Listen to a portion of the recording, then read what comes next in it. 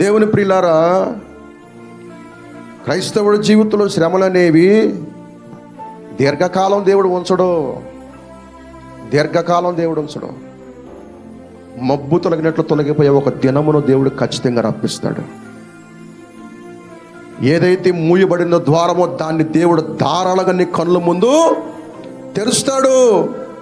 ఫరో అనుకున్నాడు, అయిపోయింది వీళ్ళ చరిత్ర, దొరికిపోయారా.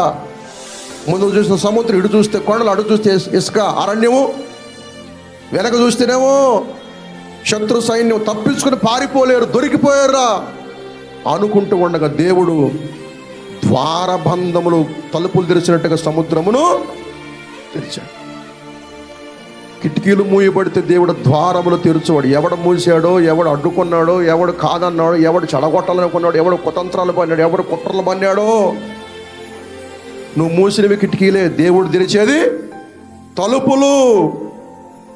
నువ్వు మూసింది కిటికీలే, నువ్వు పన్నాగాల పన్ని మూసింది కిటికీలే, కానీ దేవుడు తెరిచేది ఏంటంట? తలుపులు తెరుస్తాడు దేవుడు.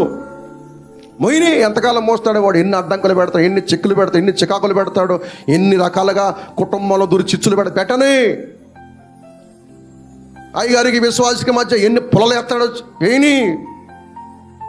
ఎన్ని వేసినా సరే దేవుడు ఒక దినమున తలుపులు తెరుచువాడు. తొలగుతీ ఒకరోజు దేవుడు వీటన్నిటిని విడుదల కలిగించి ఏ చీకటిలోనూ బతికేవో వెలుగులోకి వచ్చి నిన్ను జనులు చూసేటట్టుగా దేవుడు చేస్తాడు. దేవునికి స్తోత్రం.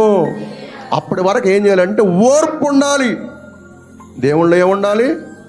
నా మీద తీసుకుంటే లాభం లేదు, మోషే మీద తీసుకుంటే లాభం ఉందా? ఏం చేయగలడు మోషే? దేవుని దగ్గర మొరపెట్టడం తప్ప ఆయన చేయగలిగింది ఆయన దేవుడు కాదు కదా. దేవుడి మీద సన్ని కొడిగితే లాభం ఏముంది? అడగాలి దేవుణ్ణి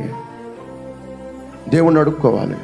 నిన్ను దేవుని రాజ్యం కొరకు సిద్ధపరుస్తున్నాడు. అందుకనే ఇంత భయంకరంగా మీరు నలగొట్టబడుతున్నారు.